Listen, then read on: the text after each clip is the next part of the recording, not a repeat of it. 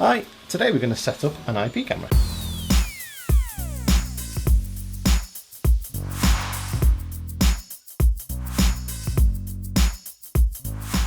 Right then, time to unbox. What's in the box? Hopefully a camera. So, in the box, instructions, might need them in a few seconds. CD, don't need that. Power adapter, always quite useful.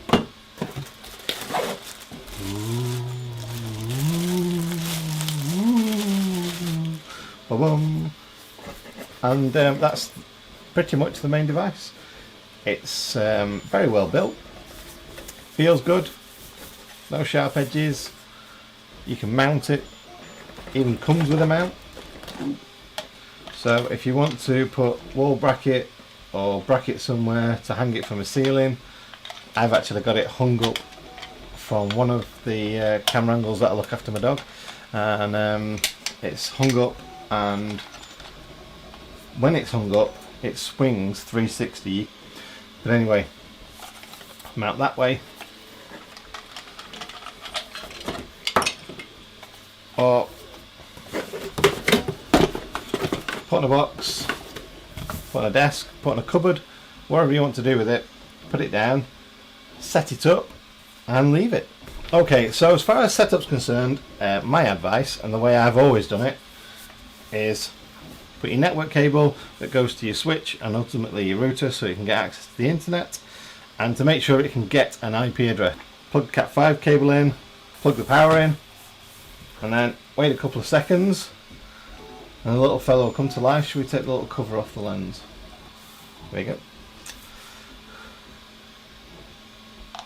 There we go. So lights started to flash, it made a clicky noise, and now it's moving around.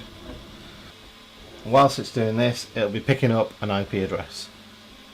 Once it's finished, it'll come back to the middle, round about that position, and then you know it's done. The flashing green light means that it's got an internet connection. Plugged into your network, the light's flashing away, then you're pretty much good to go. If you've got a network scan tool, then great. If not, check on your router. It'll say something like attached devices, or it'll say IP address allocation, and it'll probably come up with something that says unknown in caps. That's what this little device is, unknown. What you want to do is then get the IP address, you know, 192.168.0.35.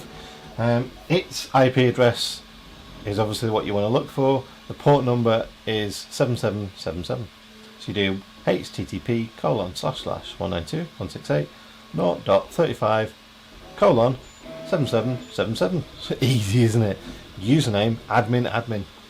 So I'm going to go away, plug it in now, and then you're going to come back in a few seconds and it'll all be set up and you can see it on the screen. That'll be amazing. So the first thing you need to do is go to your IP address that you've found in your router, or that your network scanner's found online. Type it into your web browser. Obviously, as you can see from mine, it's 192.168.1.7, and I've already changed the port. The default port here is 7777, but my router didn't like that, so I've already changed it to 887. And then obviously the first thing you want to do is to put in your username and password, which the defaults are admin and admin. Obviously you can save that if you want to, and then the very first thing you see is obviously what the camera sees. So the first thing you need to do on this screen is choose if you want to save the password or not, and then just familiarise yourself with the buttons and the controls of the screen. So the first thing to do is obviously go to settings, and then into network and IP config screen. Now obviously this screen allows you to set, which I've done, a static IP address, so you know how to connect to it all the time through your router if you want to set up manual port forwarding through your router. So you can disable DHCP here and just basically set up whatever manual IP address you want. And obviously once you're done, click on save. UPnP, I don't bother with that, so I'm going to turn that off. My router doesn't need to know that everything's announcing itself across the network, so just get rid of that one. And you can connect yourself to Wi-Fi if you don't want to leave it plugged into your Ethernet all the time, just go to this screen, it'll search for the Wi-Fi connections. From the SSID box, just click on the drop down, select whichever connection you want to your Wi-Fi, and then obviously you just pop in the password, click on save, and that'll connect and let you know that the signal's a decent signal. The dynamic DNS, DDNS, well, that basically allows things across the internet to find your home router. So Tenvis have very kindly given you one for free, and it's up to you whether you want to use that or not. So I use a different DDNS system, so I'm going to switch this one off and click save. Obviously the alarm button is so that you can set up, if you wanted to, areas where if anything moves across the camera in that area, it'll send you an email or just make a noise. And obviously under advanced you can check to make sure it's using the right date and time, the servers it's synchronizing with to get the right date and time, etc. Firmware updates, if you've got any problems and Tenvis support say do a firmware update, that's where you do that. The power LED, obviously you can switch that off so nobody knows the camera's lit. You can also set the position it goes to when it switches back on, and click on save when you're done. Obviously this bit's just about the firmware version. You can also change the name of it so you can see it across the network as a different name. And if you do change it, obviously yeah, come on, spell. There you go, that's how you spell printer. And click on save. Yeah, don't forget to change your username, password. Make sure it's not the default admin. A really secure password is one that contains those characters there. So an uppercase letter, lowercase letters, numbers, and then anything like the @ symbol, the $sign, the percent sign, the star sign, anything like that. And anything over 8 of those characters altogether, that's going to be a nice secure password. Obviously when you've typed it in, click on save and then you're done. So if you click on video, we can go back to watching what the camera's seeing. Apologies for the pixelated view like it's the 1980s, but my screen recording software really struggled with that one, so that's just how it came out. Sorry about that, folks. Obviously the controls you can use to move it up and down, so it does move almost 360 degrees. If you've got it mounted in a certain area, it's pretty useful really.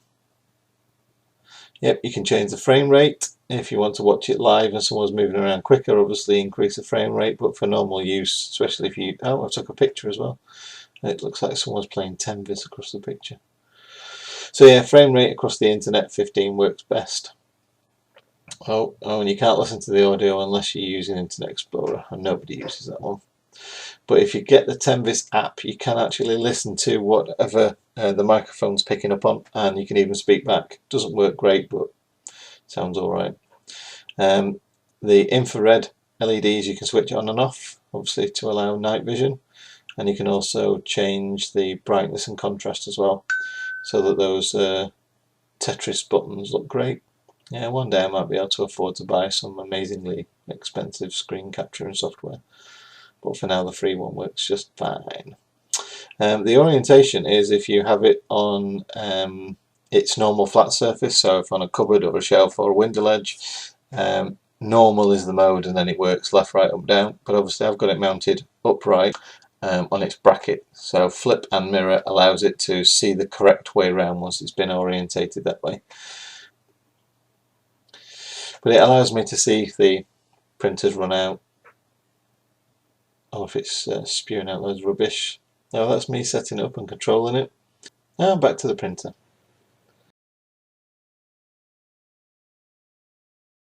Once you've got your camera set up, obviously you can see mine's on the wall behind us there, and it's over the top of the 3D printer. Go into your App Store and you can choose the Google Store or iTunes, and the IP camera selection is quite varied. Tenvis, which is the camera that I've got set up there, give you a free app. By all means, new Tenvis, I think their new one's called, use that one. If not, then you can use plenty of other ones. IP Cam is one that I use. Cam Viewer is another one that's quite good, but again it's entirely up to you. Then it's just a case of going into your app, finding the camera, and if you choose the Tenvis one you can actually use the QR code that's underneath the camera, so that makes it really easy to set up. And then once you're in there you can see the camera, and then it's just a case of moving it up and down. As you can see, little fella's moving away now. You can guide it and then you can see what we're up to. So that's it. Basic setup of an IP camera. This one specifically has been the Tenvis. I'll put all the details down in the description, plus a link. I got these on eBay, about £20, so you know, really cheap.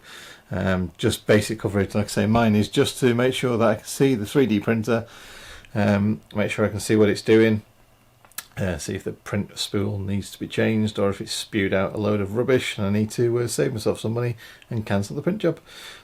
Hey, thanks for watching. Hope you liked it. Please click on the like button if you did.